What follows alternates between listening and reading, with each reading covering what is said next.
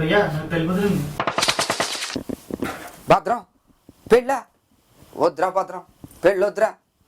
పెళ్ళి అంటే మామూలు విషయం కాదురా. ఎందుకు చెప్తున్నా వాళ్ళకిచ్చరా? నేను నీకులాగే పెళ్లి కాకముందు ఎక్కని గుళ్ళేది కలవని జ్యోతిష్కులేడు కనిపిస్తుంది ప్రతి ఏదో అడగడమేరా బాబు పెళ్ళి ఎప్పుడు అని. ఇంకా నాకు పెళ్లి కావట్లేదు కానీ బాధపడతాను అనుకున్నాను రా. పెళ్ళి ఏందో తెలిసింది, నేను బాధపడట్లేదని బాధపడతానండి. వద్దురా భద్రం వద్దు. పెళ్లి చూపులు ఏమైందో తెలుసారా నీకు? మీ వదిన ఏమంతా తెలుసా? నేను అది సాధిస్తాను ఇది సాధిస్తాను చెప్పిందిరా. నేను చాలా గర్వపడ్డాను రా. పెళ్ళేక తెలిసింది దానికి నన్ను మా అమ్మ బాబుని సాధించి తప్ప ఏమీ రాదని. వద్దురా. ఒరే భార్యాభర్తలు అంటే కష్టకాలు పాలు పంచుకోవాలి కదరా. కష్టాలు పంచుకోవడం పక్కన పెట్టు, కష్టాలు పెట్టకుండా ఉంటే సరిపోద్ది కదా. కానీ పడుతూనే ఉండాలిరా, పడుతూనే ఉండాలి. మొన్నటికి మొన్న మా అమ్మ నాన్న మాట్లాడుతుంది. అరే మా అమ్మ పిల్ల పాపలతో చల్లగా ఉండని చెప్పి దీవించిందంటరా. ఆ రోజు రాత్రి పెద్ద గొడవ. ఏం చెప్పమంటావురా? పిల్ల పాప అంటే ఇద్దరు పిల్లలకి అమ్మ చెప్పడానికి మీ అమ్మ ఎవరు అంటది? పిల్ల పాప అంటే ఇద్దరిని అమ్మాయిలకి అమ్మ చెప్పడానికి మీ అమ్మ ఎవరు అంటది? నేనేం చెప్పండిరా. మా అమ్మనే కాదురా, మా ఇంట్లో కుక్క డాలీరా, దాన్ని కూడా నాన్న మాట్లాడుతుంది. ఏముందో తెలుసా? పెళ్ళైన కొత్తగా ఇంటికి వచ్చినప్పుడు దాన్ని చూసి మురిగిందంట. చూడు మీ అమ్మ కూడా ఇంటికి వస్తే అంటది. ఓరే పెళ్ళైన కొత్తగా ఇంటికి వచ్చినప్పుడు దీన్ని మేకప్ చూసి భయపడేసిందిరా. భయపడ్డం కర్లేదు. ఏం చెప్పండిరా? వద్దురా భద్రం. మన వాళ్ళు ఎవరైనా ఇంటికి వస్తే దానికి ఎక్కడ రాని నొప్పులు వచ్చేస్తారా? అది అల్లులు రాని ఎంత హుషారుగా ఉంటుందో, ఎంత యాక్టివ్గా ఉంటుందో, పీటు హుషారు సగం తిరిగేస్తుంది. ఇదేం తేడారా? చుట్టాల ఇంట్లో ఎవరిని పెళ్ళి అయితే చాలరా పట్టు చీర కావాలంటది. ఎరా పెళ్లి కూతురు కట్టుకుంటే సరిపోతా పట్టు చీర? పెళ్లికి వెళ్ళి ప్రతి ఇది కట్టుకోవాలి పట్టు చీర? ఇదేమైనా చీపుకోండి ఖర్చీపా? పట్టు చీరరా తీరిపోతుంది. ఇక్కడ షాపింగ్ వెళ్తుంది, ఆఫర్ బాగుంటే చాలు 1+2 2+1 అని కొనేస్తుంది. అది అవసరమా అనవసరమా అని ఆలోచించదు. అన్ని కొన్ని రూమ్లో పడేస్తుంది. చివరికి అదే రూమ్ రా స్టోర్ రూమ్ అయిపోతుంది. తీరిపోతుంది. నీకు అర్థం కావట్లేదు భద్రం. తెంగా నాకు వద్దురా. ఈడొకడు మధ్యలో ఓరే మొన్న ఫోను అర్జెంటుగా రావాలి హాస్పిటల్కి వెళ్ళాలని. నేనేదో కంగారు పడిపోయి కింద మీద పడి ఇంటికి వెళ్తే డెర్మటాలజిస్ట్ని కలవాలంటారా? అదేరా స్కిన్ స్పెషలిస్ట్. ఇక్కడ ఓ పొక్కేసిందిరా. దానికి డాక్టర్ అంట. నేను అన్నాను కనిపించిన క్రీమ్లన్నీ కొన్ని రాసేస్తుంటే పొక్కులు రాకపోతే ఏమవుతాయి? రాయడం కానీ అయిపోతాయని చెప్పాను రా. దానికి పెద్ద గొడవ. నన్ను పట్టించుకోరు, నా ప్రాణం పోయినా పట్టించుకోరంటది. దాని ప్రాణం ఎక్కడ పోతరా? దాన్ని పెట్టే బాధ మన ప్రాణం పోవాలి. దానికి ఏమవ్వదు. వద్దే బాబు రాద్దంతో వద్దని చెప్పి హాస్పిటల్ తీసుకెళ్తే అక్కడ డాక్టర్ టార్చర్ డేసి కింద మీద చూసి 5 ఆయింట్మెంట్ రాసేటరా ఒక పొక్కుకి. మళ్ళీ బయటకు వచ్చి ఏమంటుంది తెలుసా?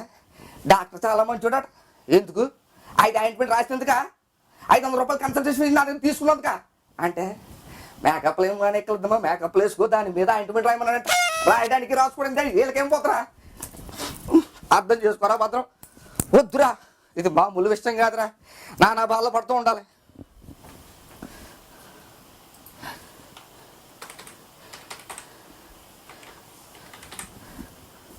ఓరే మొన్న ఏమన్నా అంటే మందు తాగడం తప్పేట్రా?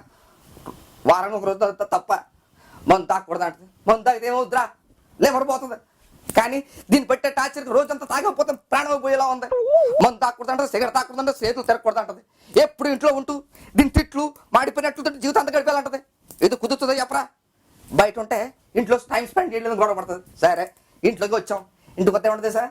బయట తీసుకెళ్ళదని గొడవ పడుతుంది. బయట తీసుకెళ్తే అయ్యి కొనలేదని గొడవ పడుతుంది. ఎక్కడికి వెళ్ళినా గొడవ కామంటారా? దాన్ని గొడవ పడడం హాబీ, దాంతో మాటలు పడడం నాకు హాబీ. ఇలా అయిపోతారా జీవితం అంటారా? వద్దురా, ఈ కష్టాలన్నీ పడడం అలవాట్లేక మా అమ్మగారు చెప్పుకుందాను మొన్న వెళ్ళాను. ఏమిందో తెలుసా?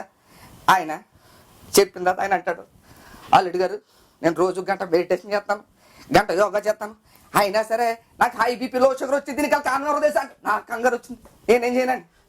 ఎంత రావడం కన్నా మీ అత్తగారు అంటాడు. ఓహో నాకు అనిపించింది అప్పుడు దీనికి అమ్మ బోర్లు వచ్చినాయి.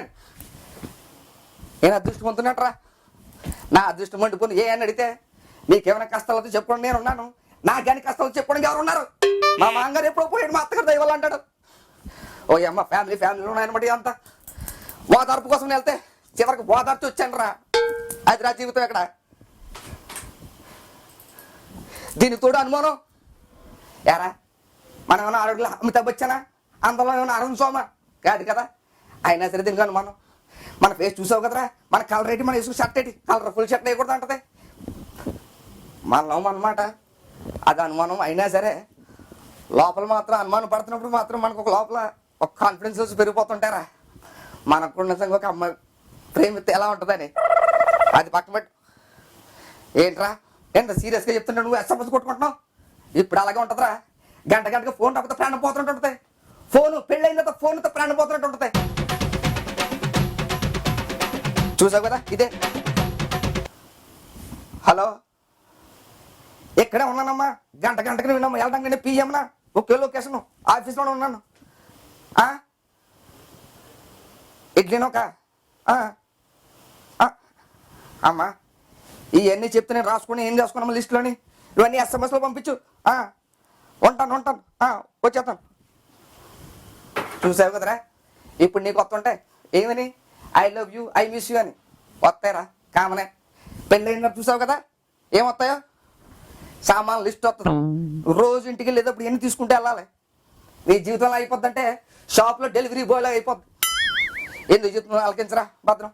వద్దురా నువ్వు తెంగన్నా కొడుకురా. దీంట్లో ఏంటంటే నీకు నాకు మన అందరికీ పెళ్ళి పడదరా. మన అమాయకులు మన తెంగన్నా కొడుకులకి ఏమో లపాకిలు తుపాకులు అంటే పిల్లలు వస్తారు. అదే కేట్ నా కొడుకులకి సావిత్రులు సౌందర్యులు పిల్లలు వస్తారు. ఏమైనా అంటే మ్యారేజెస్ అన్బెట్టిన ఏమైనా అంటారు. ఏమైనా కదరా ఓవెన్ మండిపోతుంది ఇక్కడ.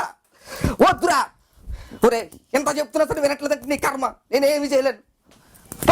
ఇప్పుడు వెళ్ళిపోతావు మళ్ళీ వస్తావు అన్నా అని